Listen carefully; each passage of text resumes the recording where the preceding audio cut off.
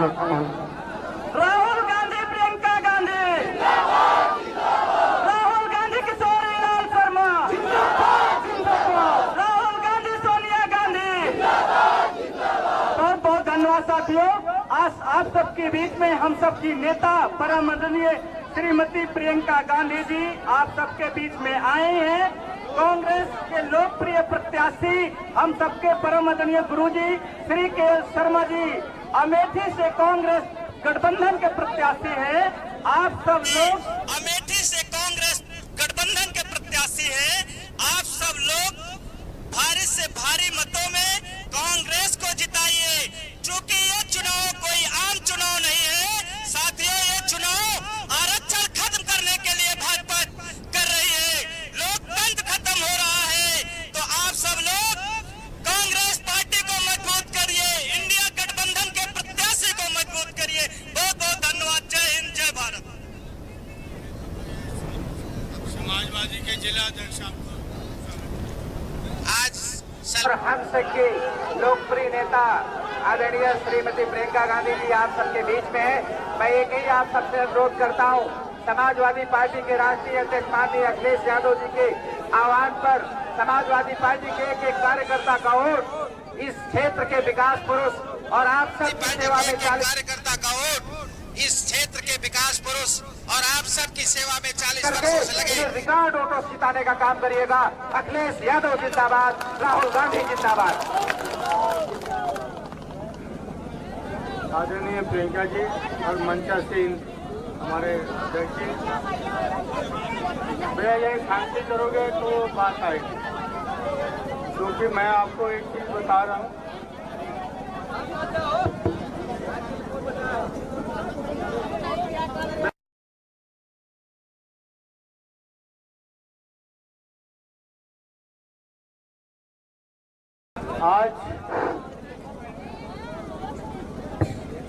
आज की सभा में आए हुए समस्त हमारी माताएं बहनें, हमारे इस क्षेत्र के लीडर और उसके बाद सबसे बड़ी जिनकी असीम कृपा से मेरे को ये मौका मिला, एक कार्यकर्ता को मौका दिया।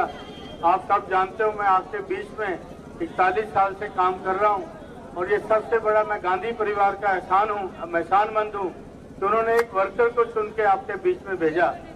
तो अब ये है कि मैं ये धरोहर जो है इन्होंने जो अपनी बड़ी जिम्मेवारी एक धरोहर हमारे को सौंपी है, उस धरोहर की रक्षा भी करनी है और उस धरोहर को जब आदेश होगा आप लोगों का, वो धरोहर गांधी परिवार का जब आदेश होगा वो मैं इनके लिए सौंप दूंगा। तो मैं बहुत ज्यादा नहीं, क्योंकि आज प्रियंका के सामने मैं ज्यादा बोल भी नहीं पाता हूँ, तो मैं प्रियंका से आग्रह करूंगा कि वो बिल्कुल सच बात नहीं है। बहुत बोलते हैं मेरे सामने भी, आपको मालूम है, डांट भी खाते हैं कभी कभी हम। सुनिए, आप काफी समय से इंतजार कर रहे हैं, गर्मी लग रही है, हाँ? लंबा बोलो छोटा। देखिए, आप कह रहे हैं घर है, एक पुराना रिश्ता है आपके साथ।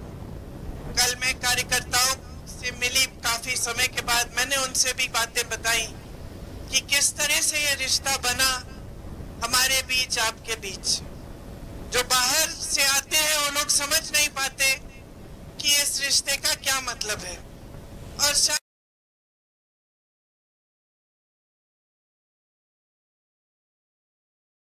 जवान है कुछ हद तक वो भी नहीं समझते, क्योंकि उन्होंने वो दिन नहीं देखे थे जो यहाँ के बुजुर्गों ने देखे।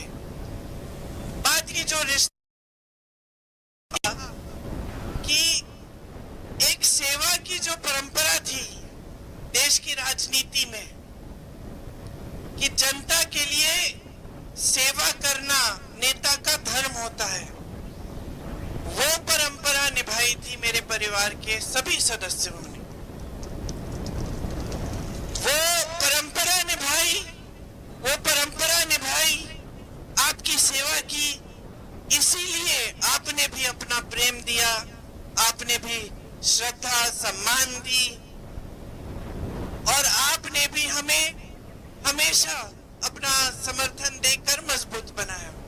तो ये एक आपस का ऐसा रिश्ता था कि हमने आपको मजबूत बनाया, आपने हमको मजबूत बनाया। और मेरे पिताजी के समय से जब यहाँ पे बहुत काम हुआ था, क्योंकि उस समय पिताजी की सरकार केंद्र में भी थी, आपके सांसद भी थे, तो बहुत काम कर पाए।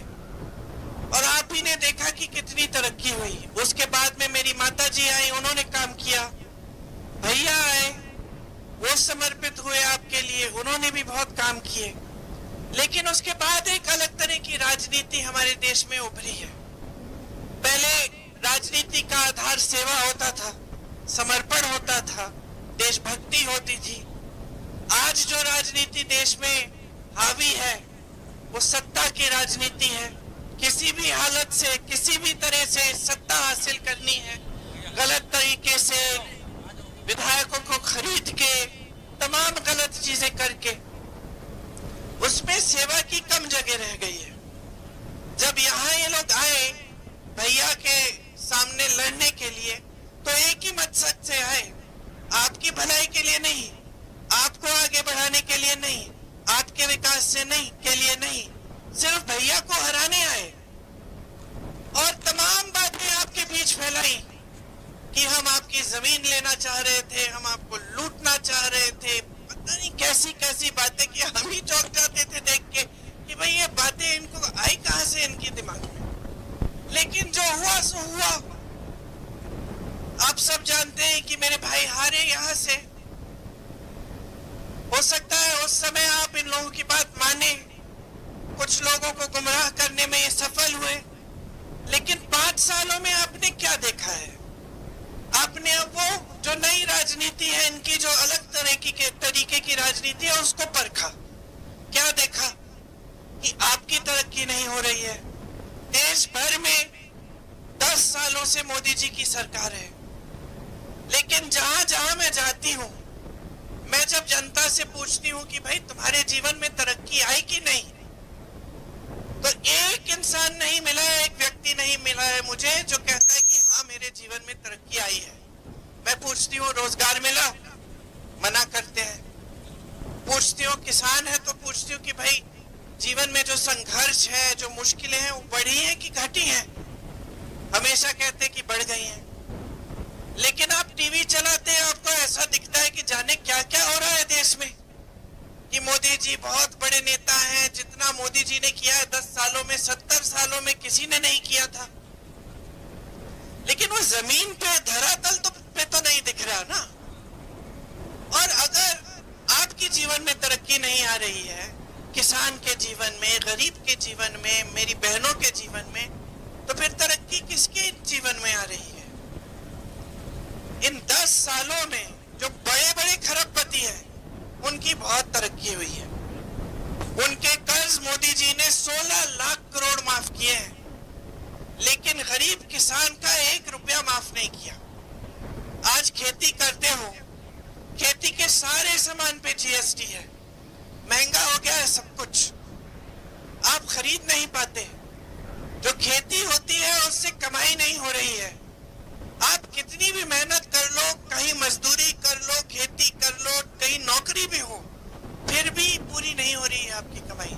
घर में 2-3 लोग अगर काम कर रहे हैं, फिर भी पूरी नहीं हो रही है। मेरी बहनें, आप दुकान जाती होंगी, दुकान जाती है कुछ खरीदने, तो ये सच है कि नहीं कि आधी चीज छोड़ के आ जाती है, कहती है चलो इसकी ज्यादा जरूरत नहीं है, इसको बाद में ले लेंगे, अभी जो एकदम जरूरत है वो चीज खरीद लेंगे। सच बात है ना?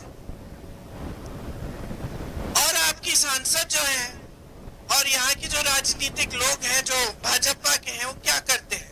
चुनाव के समय आपको अपनी जरूरतों के बारे में बात करते हैं, आपके साथ ये बात करते हैं कि भाई महंगाई हम कैसे कम करेंगे, कि आपके बच्चों को रोजगार कैसे दिलाएंगे, कि खेती किसानी में से कमाई कैसे कराएंगे। ये बात नहीं करते, दुर्दुरिया करते हैं आपके घर आके, बोलते हैं भगवान के नाम पर शपथ लो कि हमें वोट दोगे। करते हैं कि नहीं? किया था ना, कसम खिलवाई थी ना आपसे भगवान के नाम। तो क्या कर रहे हैं? गुमराह कर रहे हैं आपको। भगवान के नाम पे वोट ले रहे हैं, काम के नाम पे ले। क्या काम किया है 10 सालों में? और आपकी सांसद ने क्या किया है आपके लिए 5 सालों में, ये बताएं। हम जब प्रचार करते थे, मुझे याद है मैं यहाँ आती थी प्रचार करने के लिए अपने पिताजी के लिए। हमारा प्रचार क्या होता था कि आपके गांव में हमने इंडिया मार्क 1 लगवाया है, बिजली के खंबे लग गए हैं। आप कहते थे खंबे लगा लिए, तार भी लगवाओ, नहीं तो वोट नहीं देंगे हम। कहीं सड़क होती थी, आप कहते थे अब खड़िंजा लगाओ, खड़िंजा लग जाता था, आप कहते थे अब पक्का बनाओ, है कि नहीं। और हमारा भी यही प्रचार होता था कि हमने ये सब काम किया है, आगे हम ये करना चाहते हैं। तो काम की बात होती थी। इससे राजनीति में यह स्थापित हो जाता था कि नेता जनता के प्रति जवाबदेही है। बड़े से बड़े नेता आए, आपके सांसद बने, सोनिया जी थी, राजीव जी प्रधानमंत्री थे, झुक के आए आपके पास, आपके घरों में आए, आपने डांट भी दिया, बुरा नहीं माने, सुनिए आपकी बात। आपकी कोई समस्या होती थी, उसकी सुनवाई होती थी। उस पूरे समय किशोरीलाल शर्मा जी यहाँ थे। सुनवाई अगर हम खुद नहीं आते थे तो ये करते थे। हम इनसे पूछते थे कि भाई हम उस गांव में गए थे, वहां वो महिला पूछ रही थी कि उसकी सड़क नहीं बनी, आपने बनवाई कि नहीं, वो जाते थे, बनवाते थे। हर गांव का जो परिवार है गांव में, जो गांव है, गांव की समस्या सब जानते थे, क्योंकि यही पूरे क्षेत्र की देखभाल करते थे हमारे लिए। तो एक अलग तरह की राजनीति थी। आज भी जहां जहां मैं प्रचार कर रही हूँ, भैया के लिए रायबरेली में कर रही हूँ, किशोरी जी के लिए यहाँ कर रही हूँ, देश भर में जहां जा रही हूँ, हम फिजूल की बातें नहीं कर रहे हैं, हम आपका ध्यान भटकाने वाली बातें नहीं कर रहे हैं। हम आपसे भगवान के नाम पे कसम नहीं खिलवा रहे हैं कि आप हमें वोट देंगे।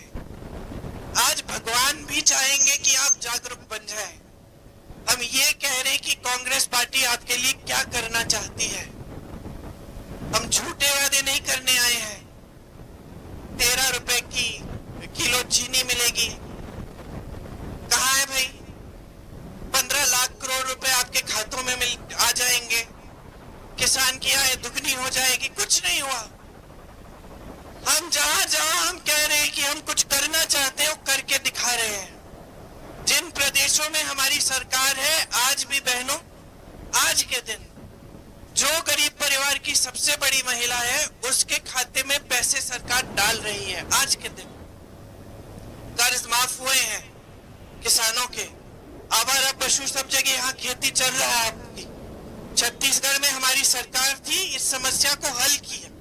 कैसे हल किया? जो गौठान है, गौशाला है, उनको बहुत मजबूत बनाया। सरकार ने कहा कि हम गोबर खरीदेंगे, तो लोगों ने जानवरों का देखभाल करना शुरू किया, क्योंकि अब गोबर खरीदी जा रही थी तो आमदनी हो रही थी उससे। गोबर खरीद के गोबर गैस बना के आपके घरों में भेजा। गौशालाओं को मजबूत बना के दूध की जो जैसे मिठाई, खोया, ये सब बनता है, वो बनवाया महिलाओं से, वो बिकवाया, फिर दूध भिजवाया गांव में। महिलाएं काम करने लगी गौशालाओं में। 60 से 70 हजार रुपए की आमदनी भी हो गई महिलाओं की। पूरी समस्या हल हो गई। जानवर भी छुट्टा नहीं रहा, आवारा नहीं रहा। उसमें से जो गोबर थी, गोबर का भी इस्तेमाल हो गया, गोबर गैस बनी, दूध भी पहुंचा हर जगह, महिलाओं को भी रोजगार मिला, क्योंकि सरकार की नीयत ठीक थी। यहाँ मैं 5 सालों से खुद देख रही हूँ, आवारा पशु खेत चल रहा है। आपका काम दुगना हो गया है। सुबह काम करते हैं खेत में, रात को जाके पहरेदारी करते हैं। हर खेत में जब हम जाते हैं, हम दिखते हैं, मचान दिख रहे हैं, जिसपे आपको पूरी रात बैठना पड़ रहा है। कोई सुनवाई नहीं है। योगी जी, मोदी जी, आपकी सांसद कोई सुनवाई नहीं कर रहे। कट गए हैं जनता से। आपके घरों में कोई आता नहीं है, आपसे पूछता भी नहीं है कि समस्या क्या है। कार्यक्रम करते हैं तो बड़े बड़े कार्यक्रम दूर दूर से दिखते हैं। ऐसा नहीं था, यहाँ की परंपरा ये नहीं थी। खास तौर से अमेठी रायबरेली की, अमेठी रायबरेली की जनता हमेशा जागरूक रही है, हमेशा। रायबरेली में मैं कहती हूँ, आपने तो इंदिरा जी जैसी हस्ती को आपने दंड दिया। जब आपको लगा कि उनकी नीति हमें पसंद नहीं है, आपने उनको भी हरा दिया। उन्होंने आत्मचिंतन किया, फिर वापस आई, 3 सालों बाद फिर आपने जिताया। ये आपकी जागरूकता है, आपकी महानता है, और ये हमारा रिश्ता रहा है। आज भैया आपके सांसद नहीं रहे, लेकिन आपको मालूम है जब कोरोना हुआ तो सबसे पहला सवाल क्या पूछा उन्होंने मुझसे कि प्रियंका, हम लोगों ने अमेठी के लोगों के लिए कुछ किया है कोरोना में, पता करो। उस समय नए नए हारे थे चुनाव। यहां से इंसान, ये स्वाभाविक होता है कि नाराज हो सकता है, उसको लग सकता है कि मैंने इतना किया, कोशिश किया, जनता ने मुझे ठुकरा दिया। नाराज नहीं हुए, नाराज नहीं हुए। जब संकट आई, एकदम उन्होंने पूछा कि हमें कुछ करना चाहिए वहां के लिए। हमने सबको फोन किया, पता किया कि अमेठी के लोग कहां कहां फंसे हुए हैं। जब लॉकडाउन हुआ, भाजपा की सरकार ने तो आपको भगवान भरोसे छोड़ दिया था। ट्रेन बंद हो गई थी, बस बंद हो गई थी, आने जाने का साधन नहीं था, लोग, सारी दुकानें बंद थी, लोगों को खाना नहीं मिल रहा था।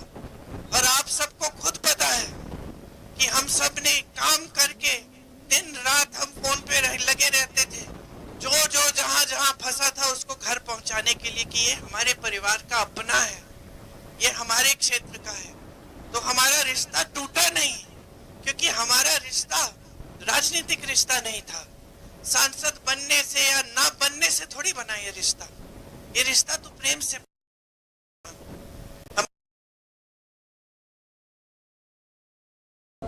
हमें सिखाया, गांव गांव जाके बचपन में गए उनके साथ, ये दिखाया कि नेता का काम क्या होता है, नेता का दायित्व, उसका धर्म क्या होता है, किस तरह से जनता की देखभाल करनी है, किस तरह से जनता के लिए समर्पित रहना है। इसीलिए आज भी मेरे भैया 4000 किलोमीटर चले हैं, पैदल चले हैं आपकी समस्याओं को सुनने के लिए। और उसके बाद एक न्याय पत्र निकाला। न्याय पत्र में जो हमारा घोषणा पत्र है, उसमें हमने ये लिखा है कि हमारी सरकार आएगी तो हर गरीब परिवार में जो सबसे बड़ी महिला है, उसके खाते में हर साल 1 लाख रुपए डाले जाएंगे। मतलब हर महीने आपको 8500 रुपए मिलेंगे। जो आशा बहुएं हैं, आंगनवाड़ी की बहनें हैं, जो मिड डे मील की बहनें हैं, उनका मानदेय बढ़ाया जाएगा। केंद्र से जो पैसे आ रहे हैं वो उसका दुगना भेजेंगे हम, क्योंकि जानते हैं कितना काम करती हैं हम ये जानते हैं कि महिला के लिए कितना संघर्ष होता है।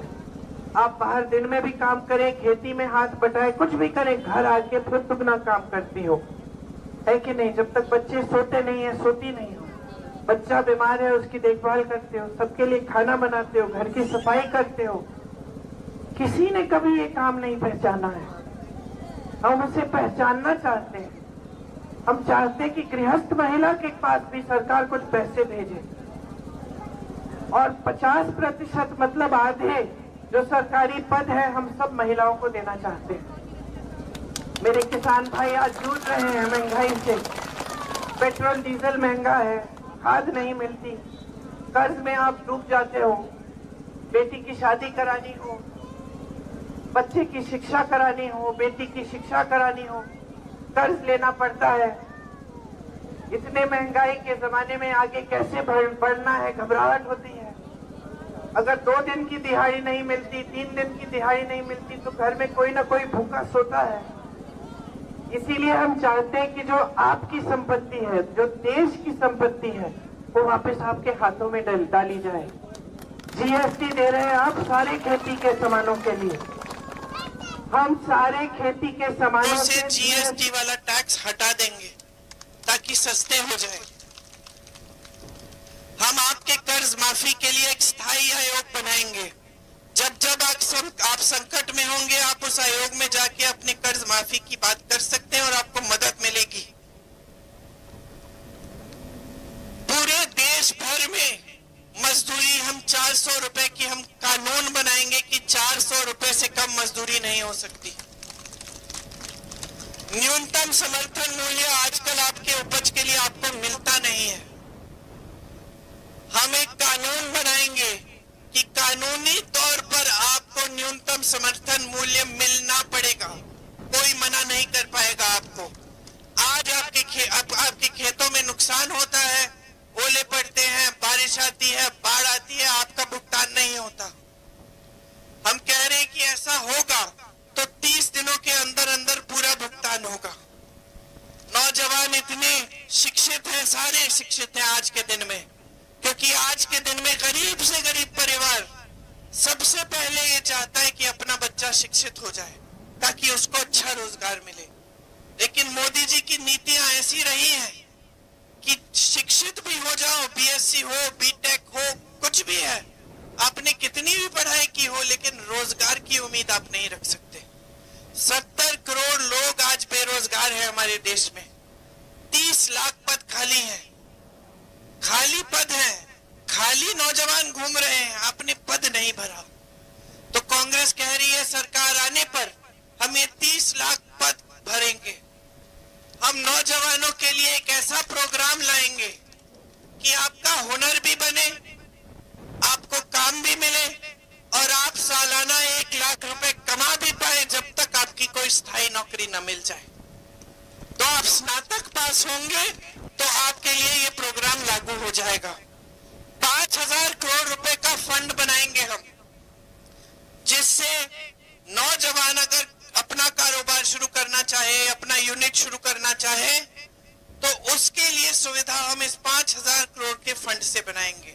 हम चाहते हैं कि ये छोटे कारोबार जैसे ये दुकानें जो यहाँ हैं, दुकानें जो छोटे यूनिट हैं, ये मजबूत बने, क्योंकि यही से रोजगार बनता है। हम चाहते हैं कि खेती मजबूत बने, क्योंकि एक जमाने में खेती से रोजगार मिलता था, आज इतनी मुश्किल है कि रोजगार भी नहीं दे पा रहे हैं। जो खेती कर रहे हैं वो सोचते हैं कि जितना हम खुद कर सकते हैं वो कर लेंगे, मजदूरों को लाने की जरूरत नहीं है, क्योंकि फिर और खर्चा होगा और कमाई नहीं हो रही है कि नहीं? तो ये सब हम करना चाहते हैं।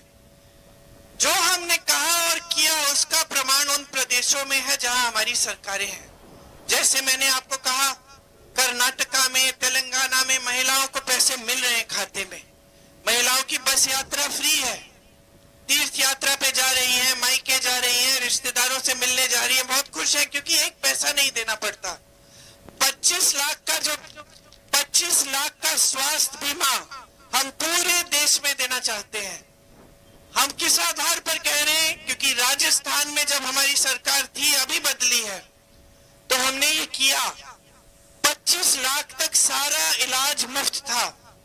मैं ऐसे लोगों से मिली राजस्थान में जिन्होंने मुझे बताया, दीदी मेरी पूरी हार्ट की सर्जरी हुई है, मैंने एक पैसा नहीं दिया, सरकार ने सारा उठाया। यही 25 लाख का स्वास्थ्य बीमा हम पूरे देश में गरीब परिवारों के लिए हम बनाना चाहते हैं। हमने करके दिखाया है। तो हम इस आधार पे कह रहे हैं ये चीजें, ये गारंटी दे रहे हैं कि हमने करके दिखाया है। आप तो पहले से ही जानते हैं कि जब जब हम आपके सांसद रहे, हमारे परिवार का कोई सदस्य रहा, तो काम करके दिखाया, इसीलिए आपने हमेशा समर्थन किया हमारा। तो किशोरी जी भी परिवार सदस्य के समान ही है। उन्होंने 40 सालों से आपकी सेवा की है, हमारे साथ कंधे से कंधा लगाकर आपकी लड़ाई लड़ी है, आपके लिए न्याय की लड़ाई, आपकी समस्याओं को हल करने वाली लड़ाई लड़ी है।